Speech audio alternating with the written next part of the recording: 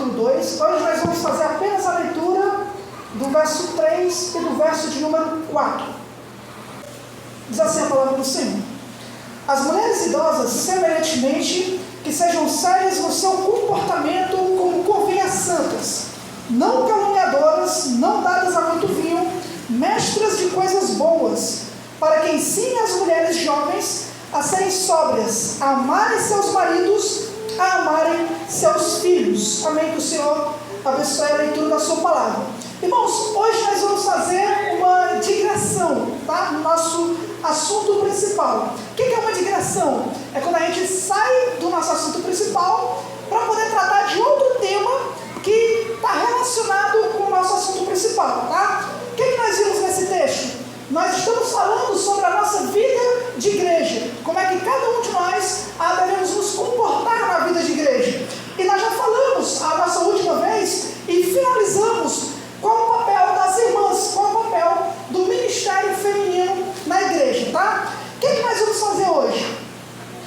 Infelizmente, enquanto Paulo ele estabelece esse ministério feminino como sendo o dever das irmãs na vida de igreja, o que nós vemos hoje é as pessoas ou as igrejas indo para outro extremo que não é esse colocado pelo apóstolo Paulo. Na verdade, inclusive, eles utilizam esse texto que nós acabamos de ler para poder fundamentar outro tipo de ministério para as mulheres na vida de igreja. Então, nós vamos falar hoje, primeiro, nós já falamos, obrigado, Davi, nós já falamos sobre o que Paulo quer dizer nesse texto, tá? Qual é o ministério feminino na vida de igreja? O papel das mulheres na vida de igreja é serem exemplo da igreja em sua piedade, em sua conduta, para serem mestras do bem, para poderem ensinar outras mulheres a seguirem a Cristo, né? Por meio do seu exemplo.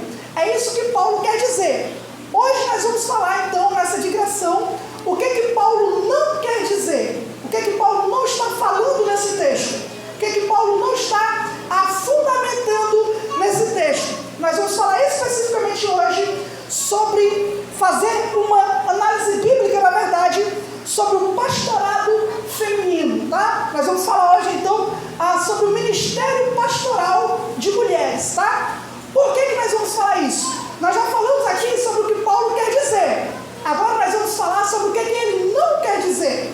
Porque baseado nesse texto, muitas igrejas utilizam isso que Paulo está falando para defenderem uma espécie de ministério pastoral para as mulheres. É como se eles dissessem, não, o que Paulo está falando aqui é que ele está se dirigindo para mulheres que são pastoras de igreja, uma liderança feminina, que elas devem ser mestras no bem. E qual é a base que eles têm para dizer isso? A base que eles têm é bem no comecinho do versículo 3. É o nosso problema que nós vamos resolver hoje, tá? Bem no comecinho, Paulo diz: as mulheres idosas, ou as mulheres mais velhas, tá? Essa palavra que Paulo utiliza para as mulheres idosas, para as mulheres mais velhas, também pode ser traduzida como anciãs. Anciãs, que é o feminino de ancião. Qual é o problema? É que ancião é uma palavra usada na Bíblia tanto para os homens mais velhos, mas também é uma palavra usada para o ministério masculino de liderança na igreja. Ou seja, os anciãos da igreja, às vezes quando a Bíblia fala de os anciãos da igreja, não está se referindo apenas aos homens mais velhos, está se referindo à liderança da igreja. Na época de Jesus, quando ele discutiu com os fariseus, talvez os irmãos vão lembrar que muitas vezes não eram apenas os fariseus que eram contra o ministério de Cristo. Havia também os anciãos do povo de Israel. Quem eram os anciãos do povo de Israel? Era a liderança masculina. Ancião era a liderança. O apóstolo Pedro, de uma forma bem mais característica, né? Ele vai dizer no capítulo 5 da sua carta que o ministério dos anciãos na igreja é um ministério pastoral. Ele vai dizer aos anciãos da igreja que é pastor juntamente comigo. Então ele fala de anciãos como sendo pastor. E o apóstolo Paulo, quando ele fala a palavra presbítero, essa palavra presbítero no grego, ela tem a mesma raiz de ancião, de homem mais velho. Então aqui está o problema. Qual o problema? É que quando a Bíblia fala de ancião, às vezes ela está falando de homens mais velhos, é verdade. Mas às vezes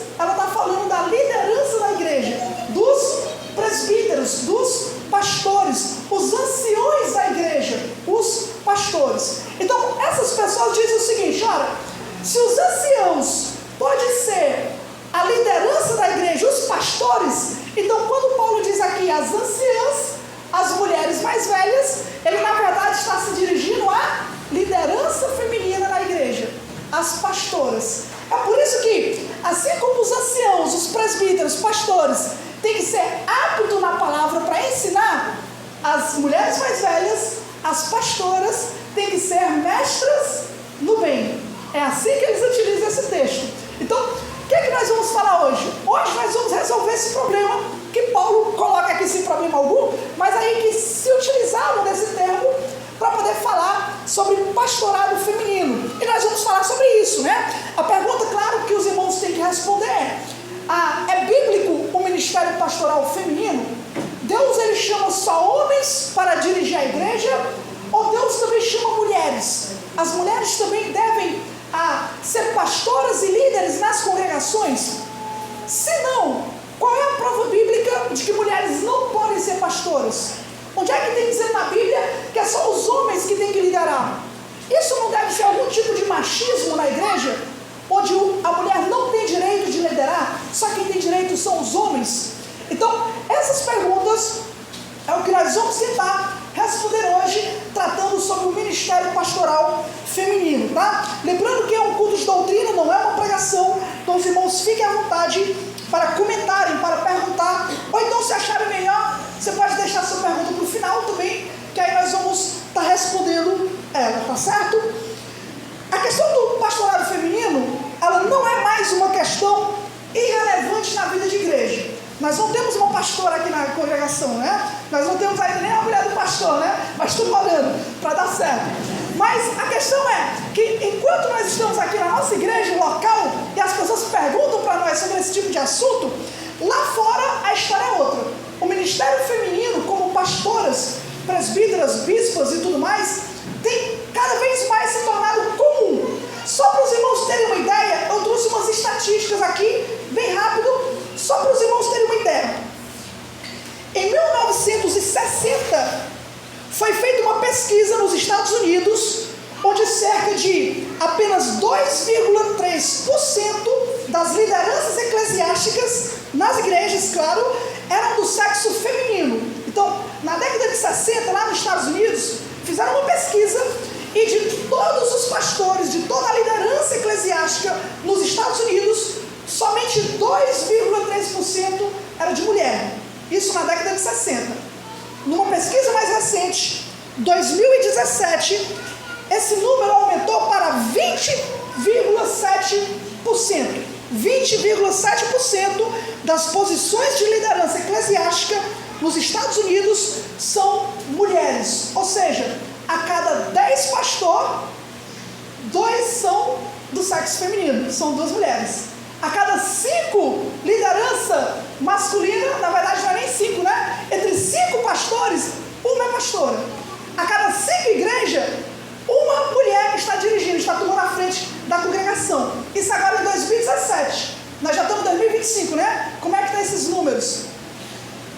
Esse índice se tornou maior em igrejas neopentecostais, onde a presença de pastoras é mais de 30%. Ou seja, nas igrejas neopentecostais, as mulheres pastoras é quase metade das congregações, é quase metade das igrejas, metade da liderança, mais de 30% são mulheres.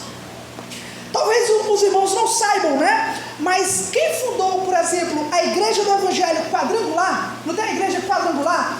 Quem fundou foi uma mulher chamada Amy McPherson, e essa mulher que fundou o Ministério do Evangelho Quadrangular permitiu, obviamente, já que ela era fundadora, que centenas de pastoras fossem ordenadas ao Evangelho, na Igreja do Evangelho Quadrangular, tá? Então aqui no Brasil, desde a década de 50, isso antes da estatística, na década de 50, a Igreja Quadrangular já ordenava mulheres para pastorear. E hoje é uma das igrejas mais conhecidas, já saiu em revista, né? Na Isto É, e por aí vai, uma das igrejas mais conhecidas por terem ministério feminino de liderança é a Igreja do Evangelho Quadrangular. Quando a gente acha que só para aí, não para. As igrejas metodistas atualmente A maioria desses 30% são mulheres. A mesma coisa na igreja anglicana. 30% da liderança pastoral é feminina. O que nós estamos falando? Estamos falando de mulher de pastores? Não, irmãos. Estamos falando de pastoras.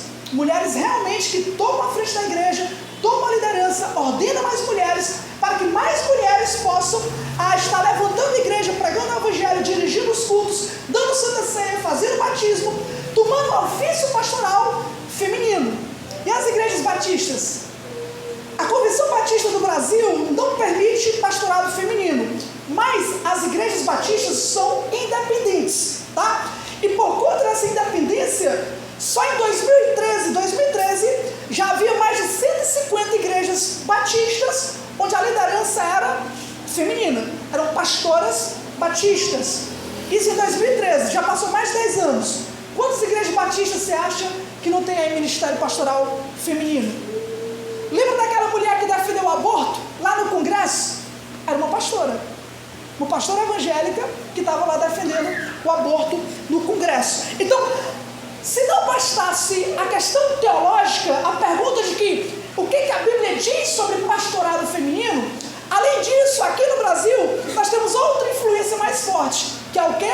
O feminismo, né? As pautas feministas endossam o argumento para além da Bíblia, para dizer que o ministério pastoral masculino não pode ser apenas masculino. Por quê? Porque isso é julgo desigual. Isso é tentar interpretar a Bíblia à luz da cultura da época. Isso é coisa do machismo de 2000 anos atrás. Agora não, agora as mulheres devem ter as mesmas qualidades e os mesmos direitos para poder liderar a igreja. Então, além da teologia, né, ainda tem as pautas feministas. E geralmente o ministério pastoral feminino é principalmente defendido em termos de feminismo, de fato, né? Só estranho para os irmãos dizer o seguinte: nós cremos que apenas homens devem pastorear a igreja. Só estranho? Parece que não. Agora, só estranho dizer para os irmãos, mulher não deve pastorear a igreja. Só estranho para o irmão, mulher não deve pastorear a igreja. As irmãs não deveriam pastorear. Porque se você acha isso estranho, essa afirmação, é porque possivelmente o feminismo é mais forte do que você pensa. Porque a gente até aceita esse argumento, mas a gente aceita com aquele incômodo, né? Com aquele nó na garganta. Porque só homem, né? Mulher também não ora, mulher também não lê Bíblia, a mulher também não é a dona de casa, no governo lá. Então por que a mulher não pode dirigir a igreja? Por que ela não pode ser pastora? Elas não são as anciãs aqui de Tito? São perguntas válidas e que nós, biblicamente, devemos dar uma resposta, tá? O que eu vou fazer aqui? Nós vamos responder primeiro esse texto de Tito capítulo 2, bem rápido. E aí então nós vamos para 3 textos na Bíblia, que são os principais textos que falam acerca do ministério pastoral feminino, tá? Então nós vamos para 3 textos na Bíblia hoje, que falam sobre esse assunto. O primeiro texto, nós vamos passar um tempo a mais nele, o segundo é mais rápido e o terceiro é apenas para concluir, tá? Então vamos lá. Opa! Os neopentecostais, né, a maior parte deles é que tem isso mais aberto. E ainda tem as ramificações, como vocês saberem diferenciar. Eles dizem pastoras e a missionária. Então, às vezes eu vejo que a missionária não é a missionária propriamente dita, é mais uma pastora. É um cargo. Pois é. Não precisa nem fazer missão. A diferença disso é que a pastora, que às vezes eu vejo ela exercendo praticamente a mesma função. É basicamente isso mesmo. Quando a gente fala de missionário, a ideia é o quê? A ideia talvez não seja um pastor, mas é alguém que vai para um lugar, prega o evangelho e inicia a plantação de uma igreja e governa a igreja da mesma forma, dirige a igreja da mesma forma. Paulo, ele não era pastor, Paulo era missionário, mas ele ficou em Corinto 1 ano e 6 meses, ele ficou em outra cidade durante 2 anos, ele governava, dirigia e tomava as decisões da igreja. Então, em alguns lugares, né, não é pastor o nome, mas é missionário, mas na prática a ideia é essa. Ela inicia uma igreja e começa uma plantação, né? Começa a dirigir aquela igreja. Às vezes a gente imagina alguém lá na África, né? Não. É alguém que resolveu abrir uma igreja no bairro, uma mulher, e ela que está tomando a frente, dirigindo. E ela se coloca como missionária ou de fato pastora, né? Então tem isso. dele, tá?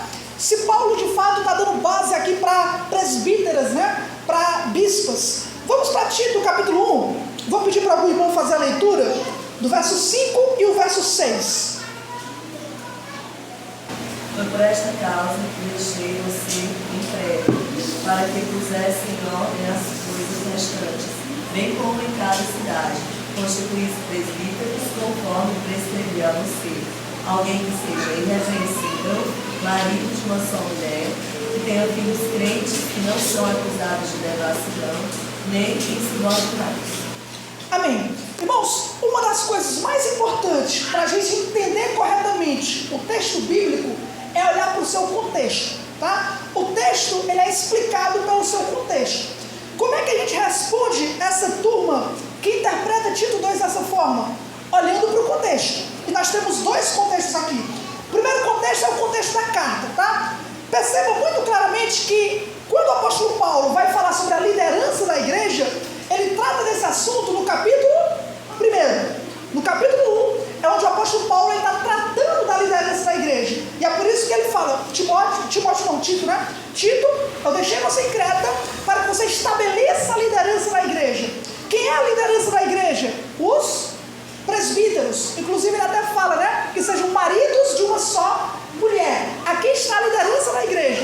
No capítulo 2, o contexto não é de liderança. O contexto é de membros. Capítulo 1, como é que a liderança tem que ser? Capítulo 2, como é que os membros têm que ser? Capítulo 1, qual é a função do líder da igreja? Capítulo 2, qual é a função e responsabilidade dos membros da igreja?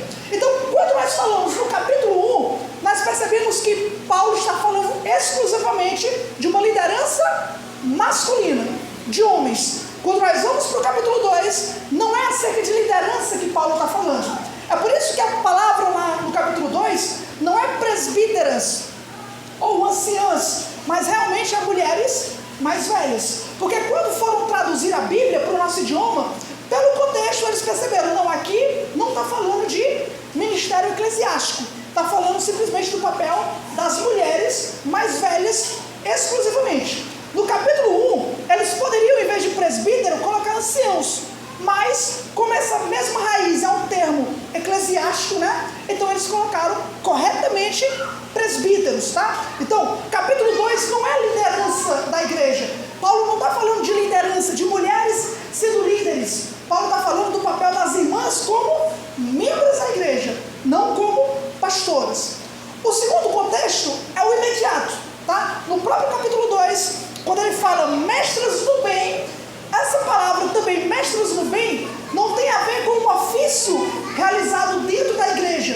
Está falando de um estudo, de um ensino fora da igreja, um ensino informal, tá? Que não tem um caráter autoritário, um caráter ministerial, um caráter de pregação. É um ensino de aconselhamento, um ensino que é feito em casa, fora da igreja. Então, o capítulo 2 não está falando de pastoras. Paulo realmente está lidando com as mulheres mais velhas da igreja. Até porque, se fosse falar de pastoras, ele falaria da mesma forma como falou com os pastores. Olha aí os pastores, Tito capítulo 1. Vou pedir para alguém ler o versículo 9. Tito 1, verso 9. Apegado à palavra fiel, que é a segunda doutrina, de modo que tenha poder tanto para exaltar pelo repensivo, como para convencer os que o contradizem. Olha isso. O papel de ensino do pastor é muito mais do que aconselhar. Ele tem que reter bem aquilo que ele ensina, ele tem que dominar o assunto para ensinar a todos, não é só aos homens ou só às mulheres. O pastor ele tem a obrigação de ensinar a toda a igreja e ele tem um dever de refutar as heresias, tá? Ele tem que ter um bom conhecimento da palavra, tem que ser bom o suficiente para ele poder ensinar e tem que ser mais do que excelente para poder ele convencer quem contradiz. Isso é um ensino para todos. No capítulo 2, são mulheres mais velhas ensinando quem? A todo mundo? Não, ensinando a outras mulheres mais velhas dentro de um ambiente informal, fora da ideia do ministério de igreja local, tá? Não no culto, mas nas casas. Não é um ministério de pregação, é um ministério de aconselhamento. Então, Tito 2 não tem nada a ver com o ministério pastoral, tá? Realmente primeiramente, irmãs, esse papel é de vocês como membros, não de pastoras. Então, se vocês não são pastoras, são membros, então exerçam o título 2, que realmente é para vocês, não é para pastora não, tá certo? Agora, deixando isso de lado, vamos para os 3 textos dessa noite para tratar desse assunto. 1 Coríntios, capítulo 11, primeira carta de Paulo aos Coríntios, capítulo 11, é o nosso primeiro texto, que vai do versículo 3 até o versículo 12. Esse é um texto um pouco complicado, mas na medida que a gente for comentando, ele se torna fácil, tá? Então vamos fazer uma leitura participativa. Eu vou começar o verso 3 e os irmãos seguem até o 12. Paulo diz: mas eu quero que saibais que a cabeça de todo homem é Cristo, a cabeça da mulher é o homem e a cabeça de Cristo é Deus. Todo homem que ora ou profetiza com a cabeça coberta desonra sua própria cabeça. Mas toda mulher que ora ou profetiza com a cabeça descoberta desonra sua própria cabeça, porque é como se tivesse raspado. Se a mulher não usa véu, é escravo e rapa o cabelo, mas se libertou de confiança, não raspou as traças, porque o homem não deve cobrir a cabeça, pois é a imagem e glória de Deus, mas a mulher é glória do homem. porque o homem não foi feito para a mulher, sim, a mulher é o homem. Porque também o homem não foi criado por causa da mulher, e sim a mulher por causa do homem. Portanto, por causa dos anjos, a mulher deve trazer um sinal de autoridade na cabeça. Todavia, nem o varão é sem mulher, nem a mulher sem o varão do Senhor. Porque como provém a mulher do homem, assim também o homem é nascido da mulher, e tudo vem de Deus. Amém, irmãos? Nesse texto, o apóstolo Paulo está tratando do ambiente de igreja, de culto. Tanto é que depois que ele trata sobre isso, sobre o uso do véu no culto por parte das mulheres, ele vai tratar da Santa Ceia, depois ele vai falar dos dons, da profecia e tudo mais, tá? É um texto que fala sobre culto, sobre vida de igreja. O que acontece, irmãos? Por que nós pensamos diferente acerca do papel da mulher e o papel do homem? Nós acreditamos biblicamente que existe uma doutrina que nós chamamos de complementarismo. Ou seja, Deus ele criou o homem e a mulher à sua imagem e semelhança. São iguais em valor, são iguais em dignidade. Os dois carregam a imagem de Deus. Mas Deus deu funções diferentes para os homens e Deus deu funções diferentes para as mulheres. Essas funções, elas se complementam, tá? Então, o homem tem seu papel, a mulher tem seu papel e os dois se complementam. É o complementarismo. Um desses papéis que a Bíblia diz que o homem tem é o papel de liderar, de governar, de dirigir. É o que Paulo coloca aqui como sendo cabeça, né? Nós vamos falar melhor daqui a pouco. O homem tem o papel de ser o cabeça, aquele que vai liderar, aquele que vai dirigir.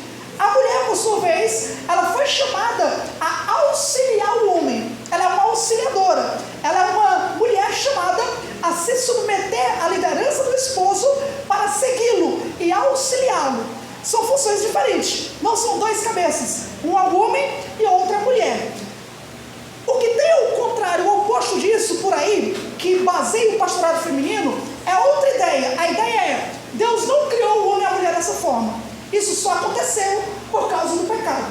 Na cabeça deles, eles creem que o homem e a mulher foram criados à imagem de Deus, como nós acreditamos, mas eles creem que quando Deus criou o homem e a mulher, Deus não dividiu esse papel entre homem e mulher. Os dois têm a mesma função.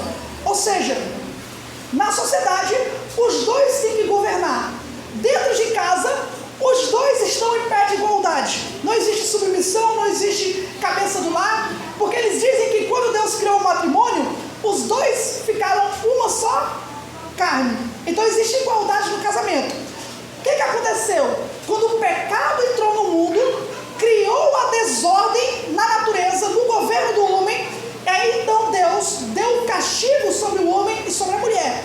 E baseado no castigo de Deus, agora a mulher é obrigada a ser submissa ao homem. Então eles creem que a submissão, a autoridade do homem sobre a mulher é um sinal da queda, é um efeito do pecado.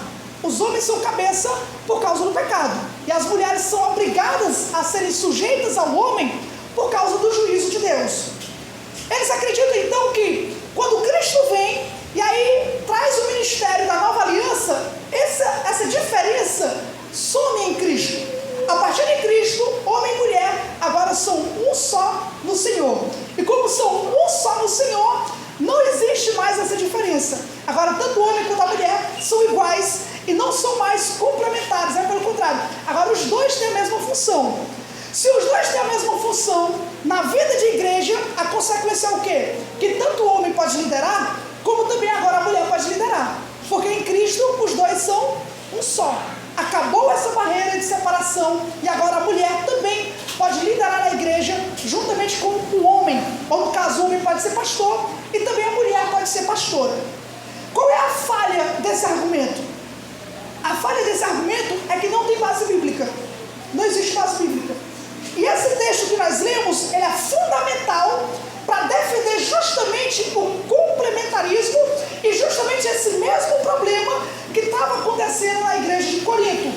Dentro do culto, acerca de que os homens e as mulheres, diante de Cristo, diante do culto, são iguais diante de Deus, não existe submissão. É isso que estava sendo crido ali na igreja de Corinto. E Paulo escreveu esse texto para poder corrigir, tá? Então vamos ver esse texto. 3 pontos, como Paulo corrige essa visão. O primeiro ponto está aí no versículo de número 10. Eu gostei da versão da Paula, se ela puder fazer a leitura novamente. Versículo de número 10.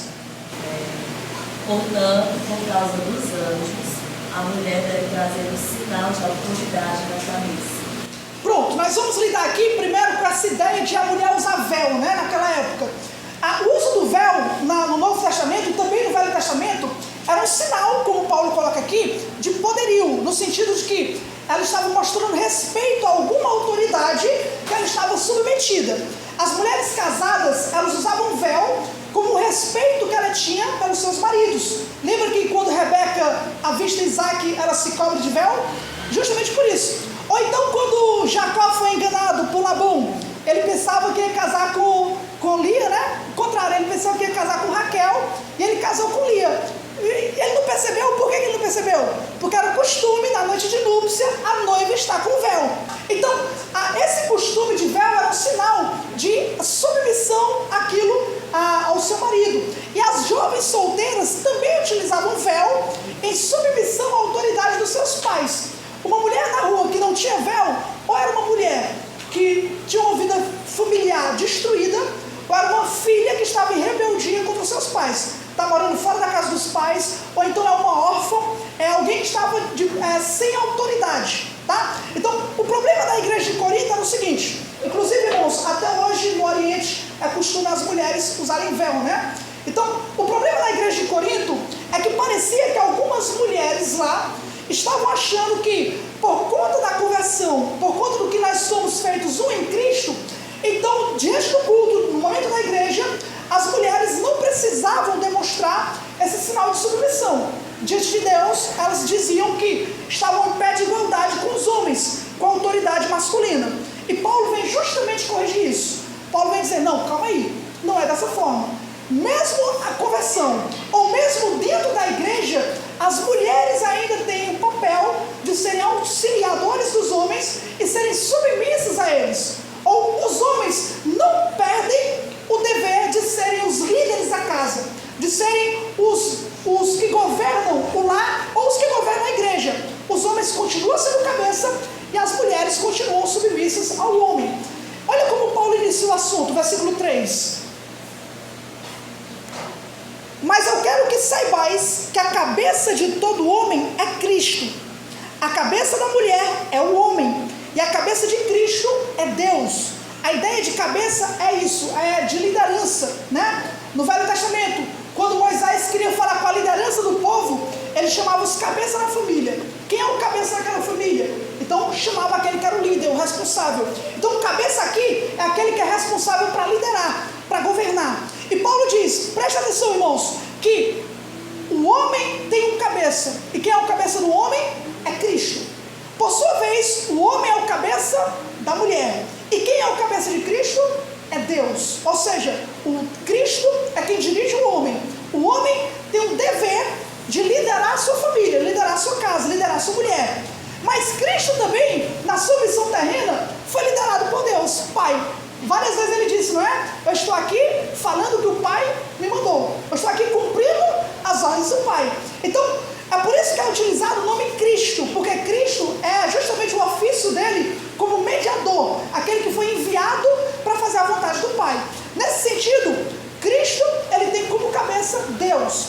Esse é o sinal de autoridade que Paulo deixa claro que até na Trindade eles têm esse tipo de função, esse tipo de ofício, né? Eles têm essa função complementarista na sua missão. O Pai envia, o Filho é enviado, o Espírito Santo capacita o Filho para cumprir a obra do Pai. Baseado nisso, ele começa, versículo 4. Todo homem que ora ou profetiza tendo sua cabeça coberta, ele desonra a sua cabeça. A ideia é, todo homem que se cobre de véu é uma vergonha, e ele não deveria fazer isso naquela época, naquela cultura, porque o véu era um sinal de autoridade. Por quê? Porque se ele cobrir sua cabeça, ele está desonrando aquele que é o seu cabeça, que é Cristo. Essa cabeça aí que ele usa, a segunda palavra, não é a mesma cabeça do homem, ele está desonrando a sua cabeça literal, ele está desonrando a sua autoridade, que é Cristo. Ele está debaixo da autoridade de Cristo. A mesma coisa no verso 5 em relação à mulher. Toda mulher que ora ou profetiza com sua cabeça descoberta, desonra a sua cabeça. Que cabeça é essa? O seu marido. A mulher que ora ou profetiza na igreja, sem o seu sinal de submissão ao marido, ela está desonrando o seu marido. É isso que Paulo está dizendo. Ele está desonrando a sua cabeça. Porque seria como se ela estivesse rapada. Pois se a mulher não se cobre, tosqueia-se também. Mas se para a mulher é vergonha tosquear-se ou rapar-se, que ela se cubra. Pois o homem certamente não deve cobrir sua cabeça, porque ele é a imagem e glória de Deus. Mas a mulher é a glória do homem. O que Paulo diz é, vocês têm um sinal de submissão que é o véu, mas quando vocês chegam na igreja, Cristo ainda tem como cabeça o Pai. O homem ainda tem como cabeça Cristo. Então a mulher ainda tem como cabeça o seu marido ou os seus pais, se ela estiver debaixo de autoridade, tá? Aí ele diz, ora, se não tem problema descobrir a cabeça, então raspa o cabelo, raspa logo o cabelo. Aí, não, calma aí, Paulo, é 880, né? Quer descobrir a cabeça, quer logo mandar rapar a cabeça, que aí o Paulo não era de facção, né? A igreja de Corinto era, mas Paulo não era não. O que Paulo está querendo dizer é, vocês não percebem o que vocês estão fazendo? Se o véu é sinal que vocês respeitam o marido, tirar o véu é sinal que vocês desrespeitam ele. Isso é muito óbvio. Se é uma vergonha ser conhecida como uma mulher que desrespeita o marido, é uma vergonha ou não é? Ser conhecida como uma mulher que vive desrespeitando o marido. Se isso é uma vergonha para vocês, mas vocês não ligam em tirar o véu, então corta o cabelo, rapa a cabeça. Não, que é isso, é vergonhoso a mulher careca lá, né? Descobrir a cabeça no culto careca, duvido que ia querer fazer isso. É isso que o Paulo está dizendo. Então, se é vergonhoso fazer isso, então cubram a cabeça. Mostrem respeito pelo marido de vocês. Qual é a base que Paulo dá para dizer que o homem é o cabeça da mulher? Ele tem duas bases. Olha o que ele diz, versículo 8. A primeira base do apóstolo Paulo para dizer que o homem tem a função de liderar. Porque o homem não veio da mulher, mas a mulher veio do homem. Ou, em outras versões, porque o homem veio primeiro que a mulher, e a mulher veio depois do homem. O primeiro argumento de Paulo é uma base que ele tira da criação. Ele diz, quando Deus criou o homem e a mulher, primeiro ele fez o homem. E quando Deus fez o homem em primeiro lugar, ele deu esse dever, esse papel, essa responsabilidade de governar toda a criação, de liderar na criação. E quando a mulher veio do homem, ela estava incluída justamente naqueles a quem Adão deveria liderar. Por exemplo, Adão ele sujeitou os animais, deu nome a eles. E quando Deus fez Eva, Deus deu a Adão o privilégio de colocar o nome de Eva, para mostrar que Eva foi dada para ele como a sua esposa, a quem ele tinha o dever agora de governar. Ele tinha o dever de dar um nome, tinha o dever de alimentar, tinha o dever de sustentar, ele tinha o dever de ser o cabeça. Às vezes, quando Deus ele quer nos ensinar uma coisa, ele faz de uma forma diferente para que a gente possa entender. Olha um caso. Aqui Paulo deduziu, aprendeu pelo Espírito Santo, claro, por meio da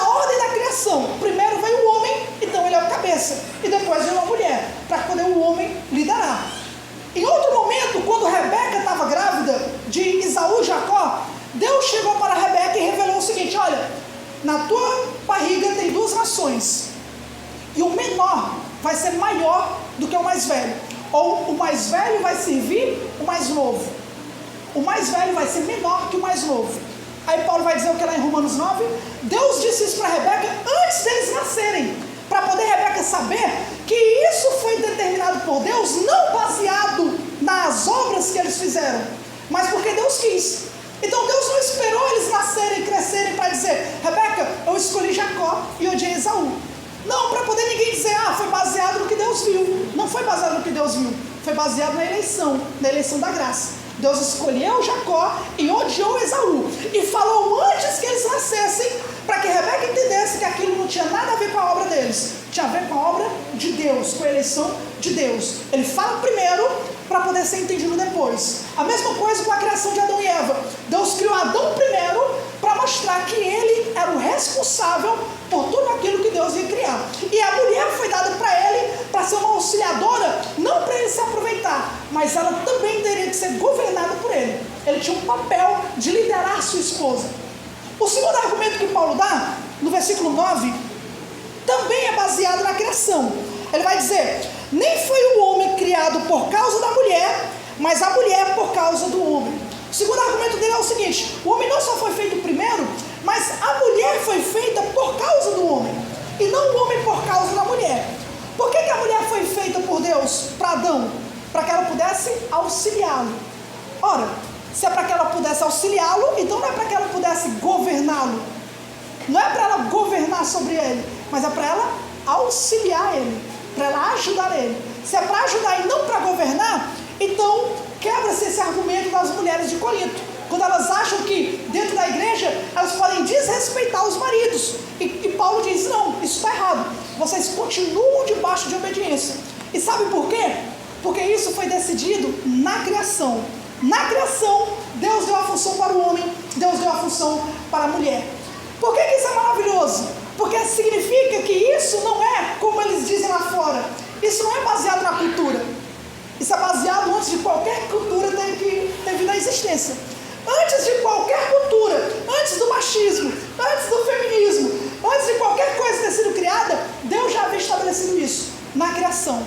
E se é uma lei da criação, então é uma lei que vale até hoje. O casamento também foi instituído na criação. E agora, depois do pecado, ele continua válido?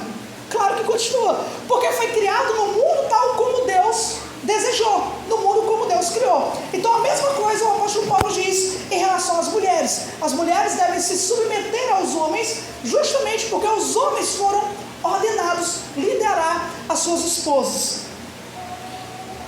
Aí, o que acontece? Para que a gente não tire nenhum pensamento errado disso, o apóstolo Paulo, então, ele coloca uma observação muito importante. Versículo 11 e 12. E aí eu peço para alguém fazer a leitura. Verso 11 e 12. O Senhor, todavia, nem a mulher depende do homem, nem o homem depende da mulher. Porque, assim como a mulher foi feita do homem, assim também o homem nasce da mulher. A observação que Paulo coloca é o seguinte: olha, o homem ser o cabeça não significa que ele é superior, que ele está acima da mulher, que ele é mais importante, porque o homem não é sem a mulher, e nem a mulher sem o homem. Os dois dependem um do outro. Para que a gente possa nascer, tanto o pai como a mãe, a gente precisa, tanto do homem quanto da mulher. O homem, ele nasce pela mulher, e a mulher vem por conta do homem. Então nós precisamos um do outro. O que Paulo está dizendo é: ele ser o cabeça não significa que ele é melhor, que ele é maior, que ele é superior, que ele é mais inteligente, mais importante. Sabe por quê? Porque se isso fosse verdade, o versículo 3 era uma blasfêmia. Porque o cabeça de Cristo é quem? Deus. Se o Pai é o cabeça de Cristo, quer dizer que o Pai é melhor que Cristo? O Pai é superior a Jesus? Existe essa diferença na Trindade, um Deus maior e um Deus menor? Então, se não existe esse problema na natureza da Trindade, também não existe na natureza humana. O Pai ser o cabeça de Cristo é apenas um aspecto de função, não de ser o maior ou ser o melhor, tá? Então, o homem ser o cabeça não quer dizer, irmã, que ele vai ser mais inteligente que você, não. Não quer dizer que ele é melhor que você, que ele é mais importante ou que ele é superior a você. Por que isso não quer dizer? Porque o Pai é o cabeça de Cristo. e ele não é maior, mais importante, superior, porque senão isso é blasfêmia. É atribuir um aspecto da divindade que é pecaminoso. Não pode, né? Não pode fazer isso. Quem faz isso é os testemunhos de Jeová. Então, baseado nisso, Paulo deixa claro aqui para nós que existe sim essa diferença de função. O homem, ele é o cabeça da mulher, mesmo na igreja. O que significa isso para o pastorado feminino? Significa que a mulher não pode ensinar no sentido de ter autoridade sobre o homem. A mulher não pode ter autoridade sobre o homem, porque o homem é o cabeça da mulher. Então o homem é quem lidera. Trazendo isso para a vida de igreja, a mulher não pode liderar sobre o homem. E isso não pode ser aplicado no contexto do ministério pastoral. Porque o pastor, por função, é aquele que lidera o povo de Deus. O pastor, por função, é aquele que prega publicamente para os homens e para as mulheres. Não tem como se aplicar isso à mulher, porque a mulher não foi dada essa função de liderança. Agora imagina, a mulher, eu fico imaginando, né? A Cassiane é pastora, vocês sabiam disso? A Cassiane é pastora, se eu não me engano da Madureira, inclusive, né? Agora imagina em casa, o marido dela é o cabeça. Na igreja, o cabeça é ela. Consegue entender como é que isso funciona? Como é que o homem lidera ela em casa, mas na igreja troca-se os papéis? Né? Não faz sentido, não tem lógica. Então o argumento de Paulo é esse: vocês mesmo cristãs, mesmo sendo convertidas, isso não muda o fato que Deus escolheu os homens para serem o cabeça. E isso não é um privilégio, isso é uma obrigação, é uma responsabilidade, é um dever. Isso é um problema, na verdade, né? É uma responsabilidade. E as mulheres são dadas justamente para serem lideradas, cuidadas, guardadas pelo homem e auxiliá-lo na sua missão. Aplicando isso no ministério pastoral, torna impossível, irmão, uma mulher ser líder da igreja, justamente tomando o lugar dos homens como cabeça da igreja. Não tem como isso ser aplicado. O nosso segundo texto, também em 1 Coríntios, capítulo 14. 1 Coríntios, capítulo 14, versículo 34 e 35. Primeiro a gente vê um fundamento. Agora isso aqui é uma restrição no culto. Quem achou pode ler 34 e 35. Que as mulheres se conseguem caladas na igreja, porque não lhes é permitido falar, mas estejam submissas, como também a lei determina. Até hoje não. 35. Se, porém, querem aprender alguma coisa, perguntem em casa a seu próprio marido, porque para a mulher é vergonhoso falar na igreja. Esse texto é o mais enfático ainda, tá? Primeiro que a gente vê uma coisa estranha aqui, uma contradição. Paulo diz que as mulheres devem estar em silêncio na igreja e que elas devem aprender em silêncio. Mas o que Paulo está querendo dizer aqui? Porque eu não sei se vocês perceberam, no capítulo 11, Paulo diz que a mulher ora e profetiza. Então a mulher está na igreja orando e profetizando, mas aqui está calada. E aí, a mulher faz o que na igreja? Ela fala, ora e profetiza, ou ela fica calada? Significa, irmãos, que pelo contexto, a regra do contexto, a gente percebe que há momentos na vida de igreja que a mulher deve falar, como as irmãs que fazem oração publicamente, as irmãs que fazem a leitura da Bíblia publicamente, elas devem falar. Mas significa também que há momentos que a mulher deve estar calada, no sentido de que as mulheres não devem falar, porque é vergonhoso. A pergunta é: qual é esse contexto que Paulo diz isso? E a resposta está a partir do versículo 29. Vamos ler o que ele diz antes. Falem 2 ou 3 profetas e os outros julguem. Se alguma coisa for revelada ao outro que está sentado, o primeiro permanece em silêncio, porque todos vós podeis profetizar um após o outro, para que todos aprendam e todos sejam consolados. E os espíritos dos profetas estão sujeitos aos profetas, porque Deus não é o autor da confusão, mas da paz, como em todas as igrejas dos santos. Vossas mulheres, no entanto, estejam em silêncio nas igrejas, porque não lhes é permitido falar. Aí vem, como assim? Nesse contexto, Paulo está dizendo: se levantar alguém na igreja, um profeta, dizendo que está falando da parte de Deus, os outros profetas o julguem. A gente tem um exemplo incrível, melhor, no Velho Testamento. Quando um profeta se levantou na época de Jeremias, e ele profetizou: Deus está dizendo paz para Israel. Jeremias se levantou: rapaz, será que se for de Deus mesmo é uma bênção?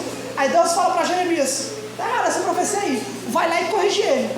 Publicamente, Jeremias foi lá e desceu a linha no rapaz. Publicamente, ele julgou aquela profecia da parte de Deus como errada, como falsa. O que Paulo está dizendo é, se um homem se levantar para profetizar, os outros que estão na igreja julgam. Isso é de Deus? Faz parte da doutrina dos apóstolos? É o que a Bíblia diz? Os homens têm autoridade de julgar aquilo que outros homens estão falando. Agora, nesse papel de julgamento sobre os profetas, as mulheres não podem participar. Justamente por quê? Porque a mulher julgar a profecia do homem publicamente era um sinal de desonra. Ela, mais uma vez, estava assumindo um papel de liderança sobre aquele homem. Ela está colocando aquele homem em submissão a ela. Está sendo o contrário do que a lei diz. Por isso ele diz, né? Fique em silêncio como ordena a lei. Que lei? A lei do Velho Testamento, né? O livro de Gênesis, que era conhecido como a lei do povo de Deus. Então, nesse sentido, as mulheres não podem publicamente julgar a profecia daqueles homens. Ela não poderia, porque isso seria um sinal de autoridade sobre eles. Uma mulher estaria colocando o homem em submissão e, mais uma vez, ia contradizer a lei de Deus. Aí está a questão.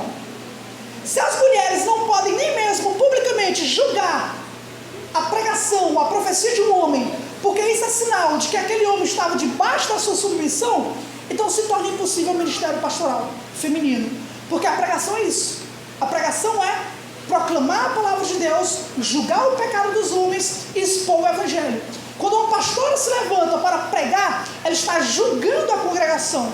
E ela não pode. Por quê? Porque isso é um papel de liderança. Isso é, a igreja está sujeita ao ministério pastoral. E se a igreja está sujeita ao ministério pastoral, a mulher não pode tomar esse ofício, porque ela estaria se colocando acima do homem. Então, nesse sentido que Paulo está falando. A ideia de ficar calada não é no sentido absoluto. A ideia é que ela apenas ouça, que ela escute. Lembra daquilo que ele acabou de falar no versículo de número 30? Se alguma coisa for revelada ao outro profeta que está sentado, o primeiro permaneça em silêncio. A ideia é essa, escute, apenas ouça. As mulheres, então, nesse sentido, Paulo está proibindo elas de julgarem a mensagem publicamente de um profeta. Os irmãos entenderam essa parte? Amém? Então vamos para o nosso último texto para encerrar. 1 Timóteo, capítulo 2. E esse texto é o mais claro acerca do ministério pastoral feminino. 1 Timóteo, capítulo 2. Vamos ler o versículo 11 até o 15.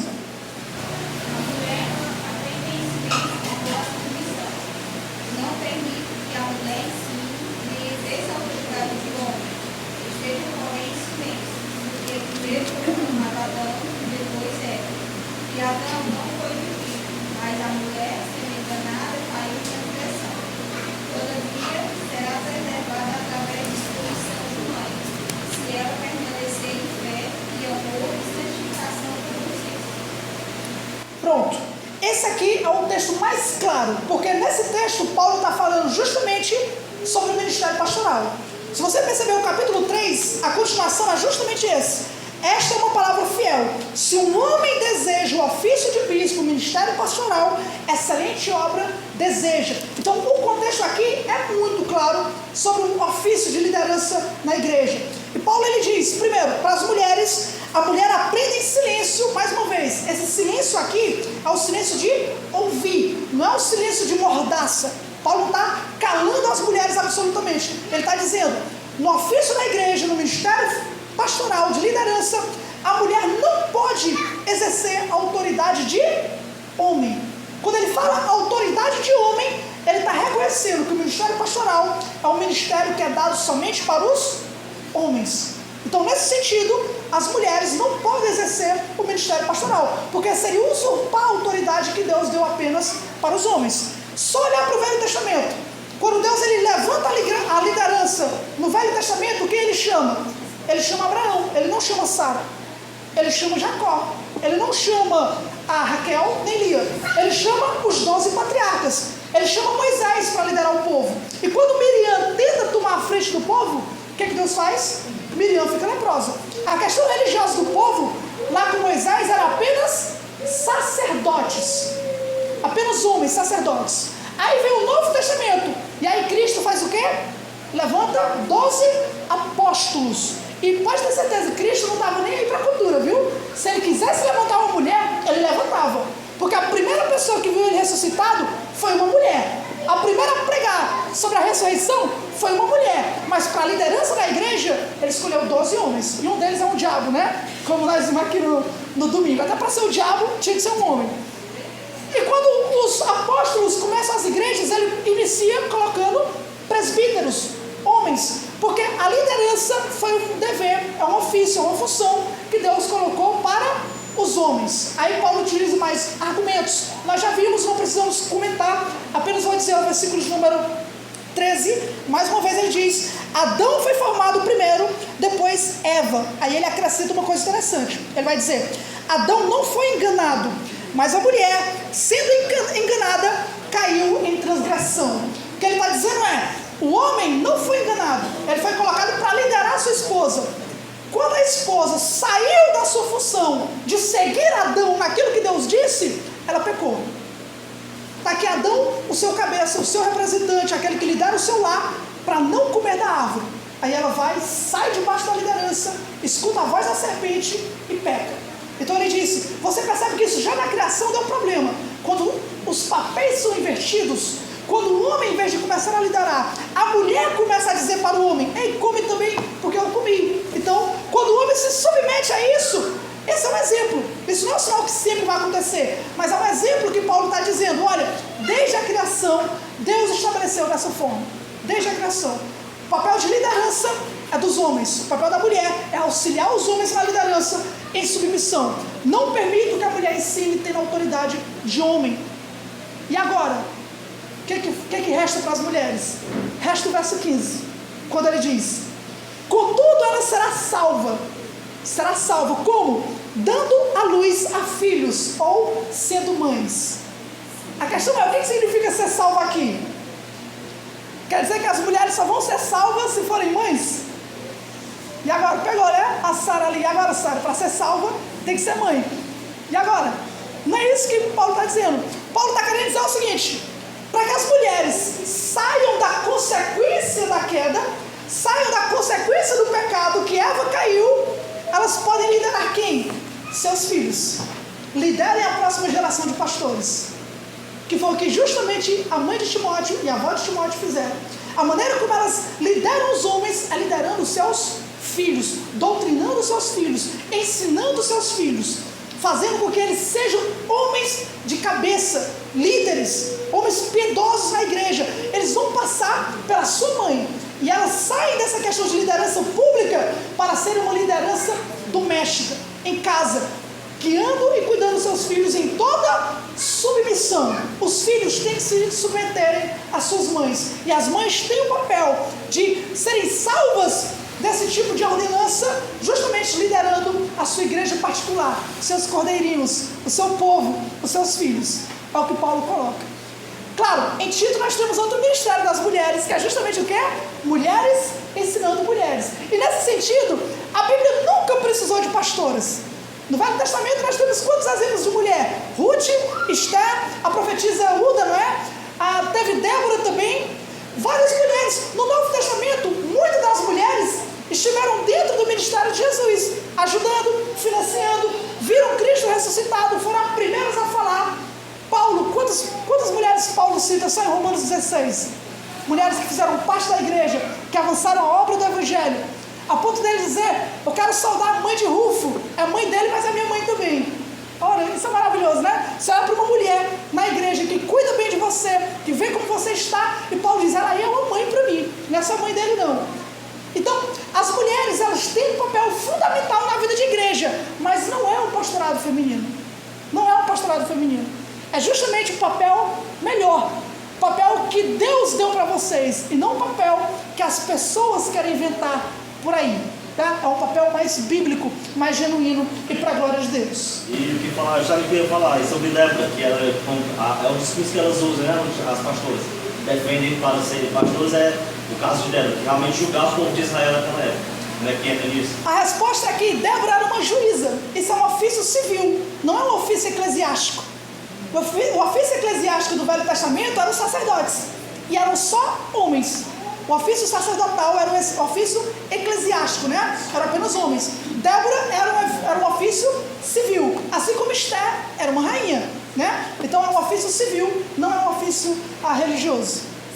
Aproveitando a pergunta do irmão Dioline, se algum irmão tiver alguma pergunta, algum comentário, aproveita para fazer. Uma brincadeira que usaram, né? Que nem para a reserva de discípulos, Jesus chamou Paulo, chamou uma mulher, escolheu outro homem, né? Exatamente, né? Ainda assim, outro homem foi colocado. E o interessante, irmãos, é que não tem nada a ver com cultura. Na verdade, em Corinto, as mulheres eram as mais religiosas. Elas eram as sacerdotisas dos templos pagãos. Então a cultura de Corinto era que as mulheres fossem os oficiais religiosos, as sacerdotisas dos templos pagãos. Então, na verdade, é contracultural Paulo dizer que as mulheres não devem tomar o ofício pastoral. É contracultural, não tem nada a ver com cultura. É baseado, mais uma vez, na maneira como Deus criou e estabeleceu. Amém? Irmão, Juscelino? Eu já vi também alguns comentários, né? Algumas mulheres dizendo, né, que elas tomam a direção porque não tem homem. Foi o que aconteceu com Débora em relação a tomar a frente, né? De Baruque. Baruque é? Baraque, né? Baraque não quis ir, e aí ela foi, mas foi como juízo. Ela ainda faz uma observação. Exatamente. E ela foi como juízo de Deus, não foi como a vontade de Deus. Tanto é que em Isaías, quando Deus vai julgar a nação de Israel, ele vai dizer: eu vou colocar mulheres para tomar a frente de vocês. Por quê? Porque os homens vão acabar. Ele vai matando, vai acabando. Então, a questão não é um bom argumento, porque não é bíblico. Na verdade, é um sinal perigoso. E se é para cumprir a vontade de Deus, isso é a vontade de Deus? Que mulheres liderem a congregação? O problema, irmão, não é que as mulheres querem ajudar na falta de homens. O problema delas é que elas querem ser pastoras. Elas podem ajudar. Não tem uma igreja? Amém, junta as irmãs, junta os homens, vão lá, oram, uma lê um versículo e tudo. O problema é que elas usam isso para ser pastoras, para guiarem, para viver aquilo, né? Aí é que está o problema. Não está em querer ajudar, está em querer ser pastor. Não, e muitas vezes eu já vi uma falando de Paulo, né, machista. Eu já vi Paulo era machista, aí não tinha nada a ver, né? Tem muitos comentários no meio. Tem. No meu pentecostal. Tem. E os argumentos de Paulo não é baseado na cultura para ser machista. Porque 2000 anos atrás os homens deixaram a mulher de lado. Não tem nada a ver, os argumentos dele é na criação. É de acordo com a criação. Foi antes do machismo nascer, antes do machismo surgir. E Paulo não tinha como Paulo ser machista. É só olhar Romanos 16. O tanto de mulher que ele fala. Eu acho que ele fala mais de mulher do que de homem. Lá em Romanos 16, né? A maneira como ele cita as mulheres por nome lá em Filipenses, né? Evódia e Síntique, que eram mulheres que ele queria que se resolvessem dentro da igreja. Então não tem para onde correr. É um argumento aí que não tem base bíblica, né? Amém? Então vamos encerrar. Só complementando essa história que você falou agora, que a rebeldia do pecado da mulher é tão grande nesse sentido que a gente não luta para ser melhores mães, melhores esposas, a gente luta para ser melhor do que o homem. Com assumir cargo de liderança e as nossas funções, a gente é a rebelião. Isso sim. Cargo de liderança. Isso sim é consequência da queda. Podem perceber que quando a mulher cai, o juízo de Deus sobre a mulher é o seguinte: o teu desejo será para o teu marido e ele te governará. A ideia do seu desejo será para o seu marido não é no sentido que a mulher deseja e o marido dá. É no sentido que o desejo dela será governar o seu marido e ela não vai poder. Tanto é que lá no capítulo seguinte, o que Deus diz para Caim? Caim, o pecado está batendo a porta e o desejo dele é sobre ti, mas tu o governará. É a mesma linguagem que Deus usa para a mulher, no sentido de que o pecado é para ti, ele está querendo te dominar, mas tu tem que governar ele. Da mesma forma, Deus dá como juízo para a mulher o seguinte: como a mulher saiu de submissão, agora ela vai passar a vida sendo tentada a querer dominar sobre o homem. Em vez dela auxiliar, ela vai querer dominar sobre o homem.